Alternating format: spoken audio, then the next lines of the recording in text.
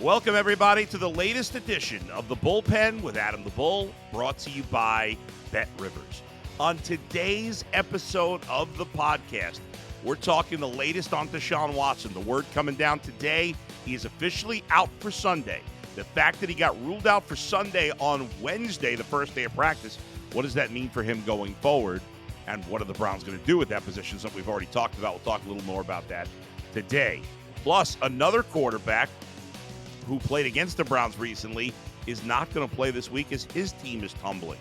And the battle of former Browns quarterback against a current Browns quarterback coach. That all coming up. Plus, Kay Cabot of Cleveland.com joins me for the latest on the Browns. And I'll give you my pick for who's going to win the World Series. That's going to get bad ratings, but it shouldn't because it's a great matchup. That's all coming up on today's edition of the Bullpen with Adam the Bull, brought to you by Bet Rivers. You're watching Adam the Bull on the Bet Rivers Network. All right, folks, this Sunday, the Browns are playing in Seattle. Just checked out in the last 5 minutes the latest Bet Rivers point spreads. And the Browns, who are holding as a 3-point dog, have now crossed that threshold and gone to 3.5. Now, if you know anything about gambling at all, you know that that's one of the biggest thresholds to cross. It takes a lot for a sports book like ours to move from 3 to 3.5, just like moving from 7 to 7.5 is a big one, but 3 to 3.5 is the biggest.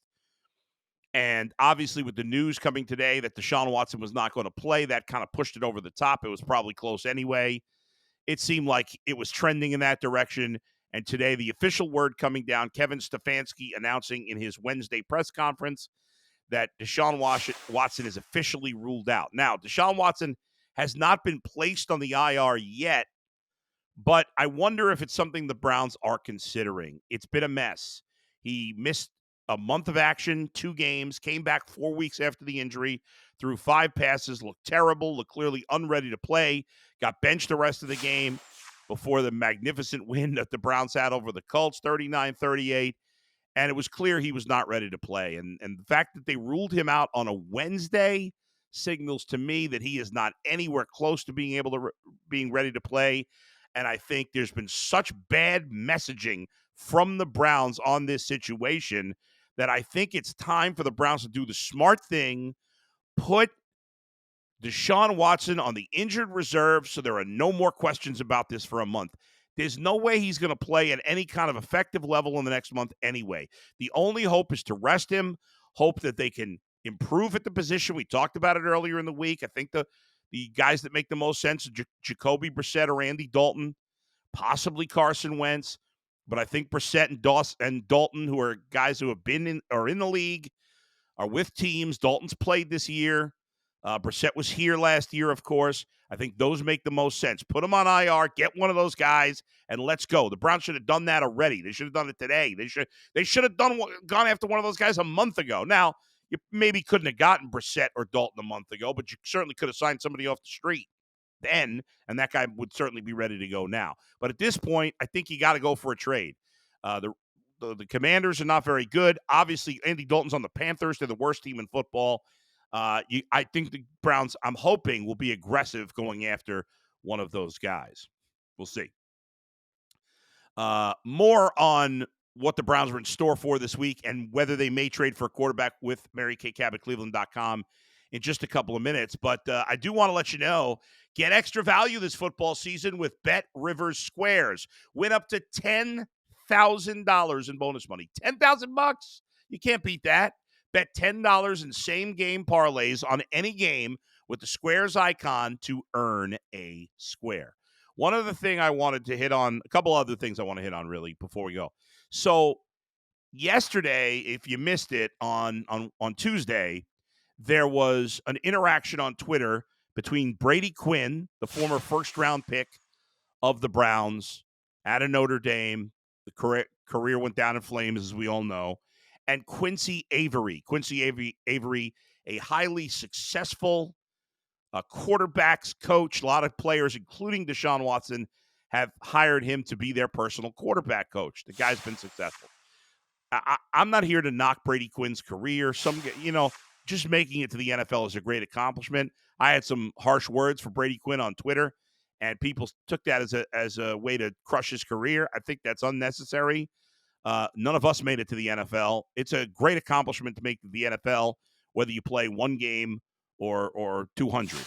So I'm not going to knock the guy's career at all. And I think he's decent in broadcasting. I think I'll give him credit that he's not afraid to be critical. And a lot of former athletes are cowards. They're not afraid to, or they're cowards in terms of criticism. I shouldn't call them cowards. You can't play in the NFL and be a coward, but they're afraid to criticize. But Brady Quinn, to me, crossed the line and was also a hypocrite. For those who don't know, he on I don't know if it was a podcast or a radio show, made the comments that Deshaun Watson, he's like, Deshaun Watson's been cleared. He just doesn't want to play. He got the money, and now he's behaving like a kid who grew up with a lot of money, and he's got the money. He doesn't want to play. Now, criticism of Deshaun Watson is completely fair. You want to say the trade's a disaster? To this point, it's 100% accurate. You want to say Deshaun Watson, as a Cleveland Browns, been a disaster? To this point, 100% accurate. Completely fair criticism. You want to talk about the off the field stuff? Completely fair. However, to say a guy is not playing because he got paid, that he's acting like a trust fund baby, is ridiculous. And here's what makes it worse. Last year, Booger McFarland was asked about Zach Wilson. You remember there was a game last year. I can't remember who the Jets played, but they got crushed. And Zach Wilson was asked, did he feel like he I shouldn't say they got crushed. The defense played well. The offense was terrible. They scored 3 points. Zach Wilson was asked in the postgame presser, do you feel like you let down the defense? And he said no. And a lot of people felt like he didn't take responsibility for the loss when it was mostly on him because, as usual, he played like crap. So Booger McFarland made the comment that Zach Wilson was, brought up with a lot of money. He's got money in the bank. And so, he may not want it as much as some guys that had to fight and claw to get in the NFL. He called him, like Brady Quinn called Deshaun Watson, a trust fund kid. Now, the difference is Zach Wilson was a trust fund kid, essentially. He grew up with money. Deshaun Watson did not. Now, you may not like that Deshaun Watson got this big contract, but he earned it with his play in Houston. Now, he hasn't played well here and doesn't feel like he's worth it at the moment, but neither is Zach Wilson when he's getting paid. The bottom line is Brady Quinn destroyed Booger McFarland for his comments about Zach Wilson. Said he should never talk about his money, shouldn't talk about the off-the-field stuff, shouldn't talk about – it didn't say he shouldn't talk about money. He said he shouldn't talk about trust fund. He said it was the stupidest comment he ever heard. And then he said the exact same thing about Deshaun Watson. The exact same thing. In fact, it's worse what he said because he accused him of essentially faking an injury. When it's absurd that he'd be faking an injury because he wanted to play that Ravens game the whole time. He was saying all week he was going to play, and at the last minute they said he couldn't play. If he was trying to fake it and just didn't want to play, why would he have said all week he was going to play? It just made him look bad when he didn't. You could say he could be lying. Anybody could be lying, true. But why would he lie to make himself look worse? That doesn't make any sense. Plus, he played this past week when he clearly wasn't physically ready. Anybody who watched those 5 passes, it was obvious he was not ready to play. So not only is Brady Quinn out of line, then he made a massage joke, which, okay, listen, I'm sure a lot of people have made massage jokes when it comes to Deshaun Watson. But you know what? If you're that offended by what Deshaun Watson's accused of, maybe don't make light of it. And if you're not, and if you think, well, okay, it's not fair to bring that up on Deshaun Watson, then why bring it up? So you're either making light of what he's accused of, or you don't care. Either way, you just shut up about it. So Brady Quinn, in my mind, came off like a fool and clearly came off like a hypocrite because he said basically the exact same thing. And in my opinion, it's worse than what Booger McFarland said. And he crushed Booger McFarland. He shit all over him for what Booger McFarland said. And he said the same thing. So in my mind, Brady Quinn is a hypocrite, a phony, and he came off like a total clown in this situation. Total clown. All right. On a much calmer note, you remember 2 weeks ago, maybe the Browns finally unlocked the way to beat Brock Purdy. Brock Purdy's now lost 2 games in a row, and apparently he got a concussion in that game. It wasn't diagnosed in the game, but now that today he goes into the concussion protocol, and he's probably not going to play this weekend against the Bengals. So Brock Purdy, it's gone south for him the last couple of weeks. We'll see if he's all right. It's been a weird year for injuries. Tyreek Hill's banged up now. There's been so many guys. It seems like more stars than ever are getting hurt this year. All right, I'm going to calm down. We're going to take a break. When we come back, the great Kay Cabot, the Hall of Famer, she's going to join me. We'll dive into the Deshaun Watson situation and whether or not the Browns will do something now less than a week from the trade deadline. That's next, right here in the Bullpen with me, Adam the Bull. All right, welcome back. It's the Bullpen with Adam the Bull on the Bet Rivers Network. And joining me now, the Hall of Famer from Cleveland.com, Kay Cabot, who's been covering the Browns. What season is this now for you, Kay? I don't remember the exact number. Gosh, I have lost count. Really? I don't count anymore. I think it's maybe 30 or something like that. Yes, it's been a whole bunch of years. And no offense, but you have a pretty bad losing record right now. I mean, it's not your fault, but your record is not great but it's better. As much as there's been a lot of frustrating things the last few years, at least they've been a competitive team for the most part under Kevin Stefanski, right? Well, that too, but you know what, Adam, after, throughout all of these years, even though they haven't had very many winning seasons, the Browns still move the needle nationally. Oh my God. And they are still always in the news. I mean, when you think about it, Johnny Manziel and just, coaching changes and you name it over the years, they Josh Gordon, right? Peyton Hillis, right? They draw a ton of attention. And so, the team has been in the spotlight all these years. So it still has been very fun.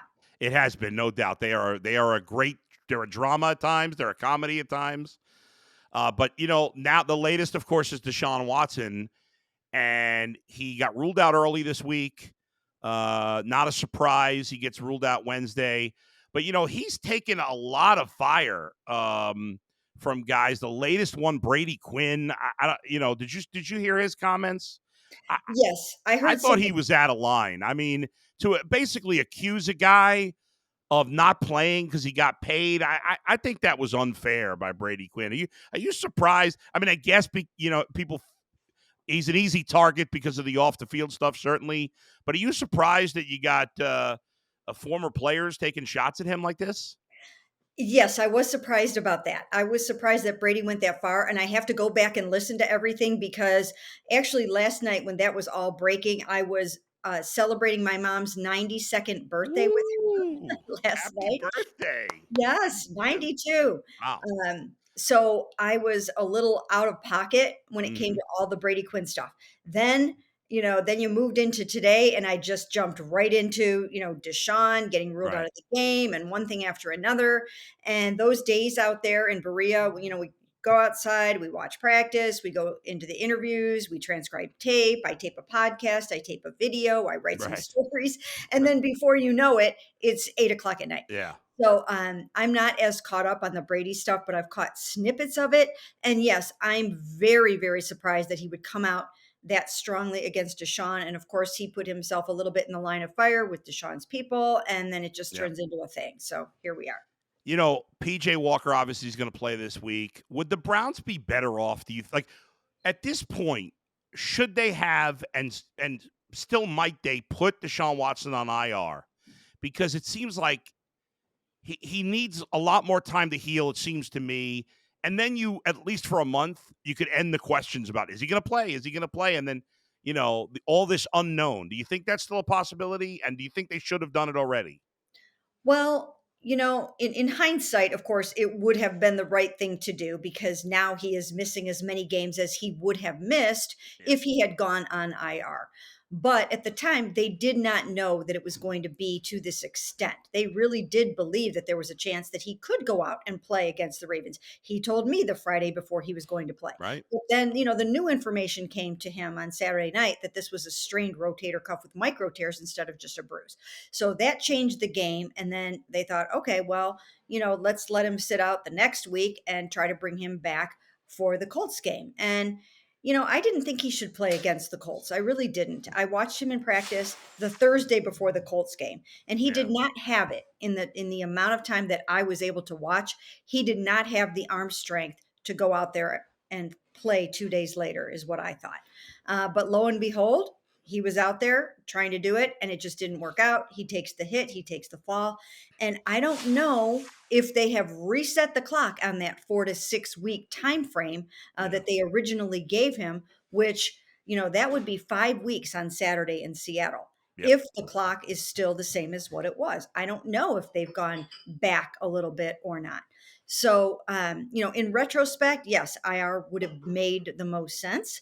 But now they don't want to do that because that would mean 4 games from now. Yeah. And, that's a long time. That's a huge chunk of your season. And I just don't really think they want to do that. I just wonder. It just seems unlikely to me that he's going to be able to play it at a winning level. And I think the way they won the last couple of weeks, especially this week, like in the Niner game, the defense played great. But somehow they beat Indianapolis when the defense didn't play well and the quarterback didn't play well. Like the odds of winning a game where your quarterback's terrible and your defense is not good is like you can't keep winning that way. Mary Kay, we've talked about this. You've been asked about this, I'm sure, a million times. We've talked about it with you on UCSS. But going after whether it's Andy Dalton or Jacoby Brissett, I think those are the two names that make the most sense. Those guys are clearly significant. They're not Deshaun Watson if he's healthy, but they're clearly serviceable veteran quarterbacks. Brissett's been here. Dalton has a ton of experience in the AFC North. They're both way better than P.J. Walker. It doesn't feel like the Browns are going to make that kind of move. Do you think they should, and do you think it's possible they will? It doesn't feel like right now that they will, but I think they should. And I think they should go after Jacoby Brissett because I think he's a plug and play proposition if you need him in the same way that Kareem Hunt was plug and play when Nick Chubb went down. It made so much sense from, even from a camaraderie standpoint, from a knowing your way around, knowing the scheme, knowing the coaches, knowing your teammates. And look, look what he's done. If you just take the intangibles, Kareem Hunt is ready to run through a wall for this football team. It's his hometown team, and he wants nothing more than to take it to a Super Bowl. And I think it would be the same for Jacoby Brissett. Everybody on this team loves him. The coaches love him. The organization loves him. He's friends with Deshaun. Deshaun had to basically sign off on Jacoby Brissett last year as being the guy that was going to step in and start for him for 11 games. And they've got just a really good, close relationship. So I think he would be good for Deshaun as Deshaun tries to work through coming back from this injury. Right now, all he's got is young guys that haven't never played before and have never really had major injuries before in their career. So I think Jacoby would be good for him from that standpoint. I think because there's so much uncertainty with the shoulder that you need to have a veteran quarterback, someone that can step in and win games for you, not just hold it together, someone that can actually make some plays. Now, last year he went 4-7, but not just because of him. It was because the defense and the special teams were underperforming. Jacoby threw 12 touchdowns and 6 interceptions. These two young guys together have already combined for 6 interceptions in the 3 appearances that they have been in. So, and I really 0 touchdowns, right? I think 0 touchdowns. Right. Yeah. I think it makes a ton of sense to bring Jacoby Brissett in here for just so many different reasons. Mary Kay, last thing. Obviously, Jerome Ford's going to be out a couple of weeks here. They're not putting him on IR right now, so it makes you think he'll be back, or at least they expect to be back in less than 4 weeks. Pierre Strong's a guy that was actually drafted ahead of Jerome Ford by the Patriots last year. He had 10 carries for 100 yards for the Patriots. He's averaged, I think, about 5 yards per carry in his limited action with the Browns. Now, it's a very small sample size, but I've been impressed with him. I know they're going to use Kareem Hunt, but, Kareem Hunt can't take 25, 30 touches. He's not that kind of back anymore. I'm excited to see Pierre Strong. What do you think about him, and will he get, 10, 12 touches this week? Well, you know what? I agree with you. It's time to see what Pierre Strong has. Yeah. And, like you said, he was drafted higher than Jerome. They thought very highly of him in New England, and it's time for him to show what he's got. And I think, like Jerome did, he should form a pretty nice 1-2 punch with Kareem, one a little bit shiftier with a little bit more speed, one with a little bit more power. And, it's unfortunate that Jerome went down. They're very challenged at the running back position right now, but this is an opportunity for Pierre to say, hey, don't forget about me. I was kind of, cast aside by New England. They sort of gave up on me, and I want to prove what I have. So you're looking at a hungry running back. So you should Yeah. have two hungry running backs in Kareem and Pierre to go out there and show that they deserve to be there and get the job done. Last thing, Mary Kay, what do you expect to happen in Seattle? Obviously, they got a great home crowd there. Are the Browns, doing anything to prepare for that noise? I mean, I don't know how you do that, but are they? And what do you expect to happen this Sunday? Yeah, they're preparing for the noise, and they have been hearing that it's one of the hardest places to play. So they're getting themselves really prepared for that. This is a team that's going to play really, really hard. They know that. They know that the defense is very aggressive and opportunistic. They are either outright fifth with 23 sacks or tied with 23 sacks. So they know they're going to be coming after PJ. They're going to be trying to intercept him. I mean, he almost had 3 interceptions in his first start against the 49ers. And he's a gunslinger, but he's a little careless with the football and not super accurate. So they're going to be trying to take advantage of that. The Browns are going to have to be able to try to run the ball, and then their defense once again is going to have to carry the day. And the way they did it in Indy, even though they lost their way a little bit with tackling and with coverage, they took the ball away. Miles just kind of took the game over and had a monster game, obviously earning AFC Defensive Player of the Week honor. So that's going to have to be the recipe again. Yeah, Miles and Dustin Hopkins. Those are the MVPs. I mean, Dustin Hopkins, what a find he's been, huh? I mean, Unbelievable. he's been incredible. He has been incredible. Yeah. They would have not won these last two games No without chance. Dustin Hopkins. There's 100%. no way. I mean, 4 for 4 last week, 254-yarders and a career-long 58-yarder. He's setting records. He's just been phenomenal, and a reason why they're 4-2. It's the first time you believe in your kicker as a Browns fan since Phil Dawson. I mean, it really is. Absolutely, yes. It's amazing. They seem to have nailed it. Mary Kay, great stuff as always. Thank you so much for joining me. Sure, thanks for having me. All right, welcome back. It's Adam the Bull here in the bullpen, brought to you by Bet Rivers. And I wanted to wrap it up. I haven't talked much baseball lately.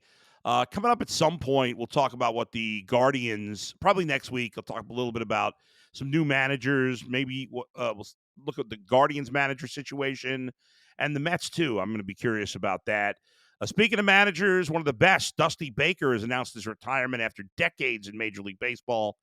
Won a World Series last year with the Astros. They lost in the ALCS this year in a Game 7, and Dusty has announced his retirement. We do have the World Series is set. It's the Arizona Diamondbacks and the Texas Rangers. I can't imagine anybody had that World Series matchup. Even in going into the season, most people didn't have either of those teams in the playoffs. I don't think I did. I know I didn't have Arizona. I don't think I had Texas. I got to go look. But when the playoffs started, the Diamondbacks barely made the playoffs.